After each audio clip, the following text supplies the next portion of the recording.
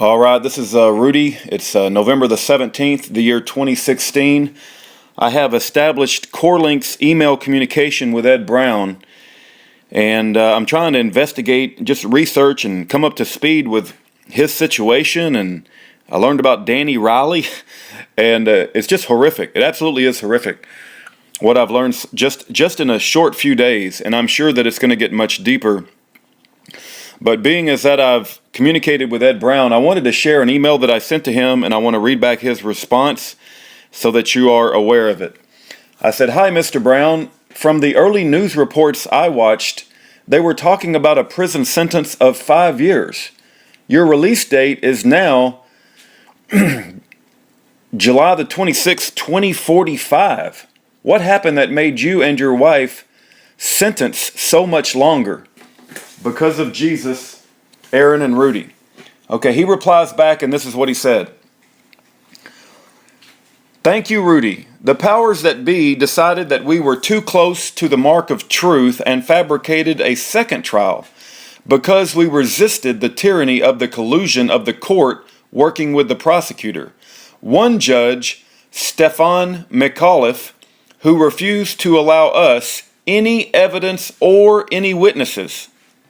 Wow, withholding exculpatory evidence. I think we've heard that before. "At the first trial, forced my Elaine and I out of the court where we sought refuge at home. I have enclosed a news article of a small bit of the standoff. We have been sequestered to this day. I am amazed you have been able to get through." Wow. Here's Sequestered? What's that mean? First Amendment? Yeah, we have been sequestered to this day. What does the word sequestered mean? I'm sorry to be so stupid. Let me just look that up real quick. It means no First Amendment. They've been shielded. Silent. Sequestered, isolated or hidden away. Sequestered means isolated or hidden away. Anyway, he continues to write. I guess this is from a news article. As the United States, or maybe this is continuing him, he continues to write. As the United States Constitution Ranger of the 1777 Continental Congress filed in the Library of Congress, register number TXU 42-453, the Rangers fought in the Civil War of record and carry a 240-year unblemished, clean hands history. Did you not receive the intro package I sent you? It was with the letter I sent. It would not be the first time this has happened." Yeah, I did receive that. So I did receive that. "I have prepared another letter to follow going out on November the 12th. Okay, well, that's 5 days ago, so it'll probably arrive here any day now. "I am obligated to protect the original Constitution, Bill of Rights, Declaration of Independence, and the people thereof. I still hold to that vow to the Lord." Then he goes on to write, "Dear friends, I do not wish to overburden you with the information I have discovered, but I have clearly discovered of congressional and historical record an enemy cartel. No joke." You know, I have no problem believing that. I really believe he's discovered an enemy cartel. I have no problems with that statement. "No joke!" Exclamation point. "Of the United States of America that no one is paying attention to. This is the same group that I tried to expose to the world in 2007, and the untold reason that the liberal side of the government of the Crown Temple Courts gave us such a long sentence. Please be patient with me as you wrote, if enough people hear this, and some of the old contacts in government are aware of this, I believe they will come out of the shadows." Let me read that sentence again. "Please be patient with me as you wrote, if enough people hear this and some of my old contacts in government are aware of this, I believe they will come out of the shadows. This information has to be presented to Congress in an open forum. It needs to be exposed publicly. The USC Rangers only operate in the light." He goes on to write, "I have 8 attempts on my life since 2007. Also of record, and I have attached them to the Quatam case. Quitam case." That's where he starts to lose me when he starts using all these fancy legal terms. "I am trying something quite different, and I am praying for someone I am praying for someone help me with it in the law. Well, that ain't going to be me because I ain't the law guy. However, you have no idea what a profound help you have already become. I feel you two are a godsend. It is time for the world to know.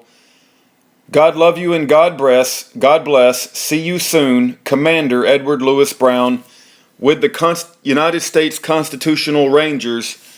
And then he puts out to the right YHVH, which is, well, I won't go down that discussion right now because a lot of people use that. I don't use that, but that's fine.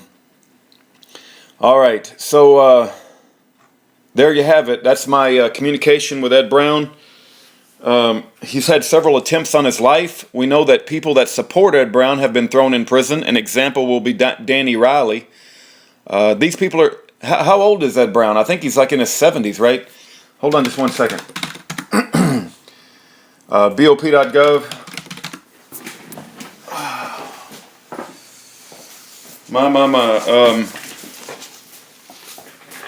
I got so many. I'm starting to get so many prisoners. It's hard to find their numbers now because there's so many. Sean Stuller, Schaefer Cox, Charles Dyer, Sean Stuller. Come on, where's the Browns at? Russell Dean Landers. Having a hard time finding the Browns number. Oh, here we go. Edward Brown. I just want to see how old the man is. His number is 03923-049. So Ed Brown is 74 years old, and he's still a fighter. 74-year-old fighter wanting to keep his vow to God. And his release date is not till 2045. That's 29 years away. So you add 29 on top of 74, he'll be 103 years old when he gets out of prison. What? You know, what did he do? What did he do to be sentenced to prison until he's 103 years old? He's 74 years old and he's still talking like he's got some work to do to expose evildoers. He's found an enemy cartel. He talks about there's been attempts on his life. And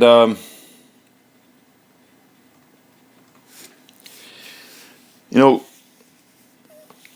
I try to compartmentalize some of this stuff because it can get emotional, it can get overwhelming, and so, you know, there's things that have to be done in reality, like you got to maintain your job, you got to mow the yard, you got to fix the roof, you got to fix the plumbing, the garage needs to be cleaned out, you got to respond to Ed Brown's letter, you got to respond to Charles Dyer's letter. They're trying to frame Bryce Matthew Quellar. They got Bryce Matthew Quellar's wife in prison for no valid reason. I'm aware of the story there. It's absolutely bogus. And you got to compartmentalize things, man. You can't let this thing become overwhelming. You got FBI visiting my house. I don't know if they're trying to send me a, you know, he was all friendly and all, but after it's all over with, you start to think, well, are they getting ready for a SWAT raid on my house? And were they just checking out where my windows are? And were they checking out where to, position people, sniper rifles on my barn? And are they going to throw flash grenades in the window? And I got to worry about, I love my wife and I don't want anybody to hurt my wife, so. It starts to like weigh on you a little bit, and how I've dealt with it in the past is I compartmentalize this. It's like I can't, you can't let the fact that all these innocent people in prison spending their whole life in prison, I have reason to believe they're being tortured, and I believe they are being tortured. It's like you got to turn it over to the Lord, right? And you just start to pray, pray that justice will come to the wicked doers.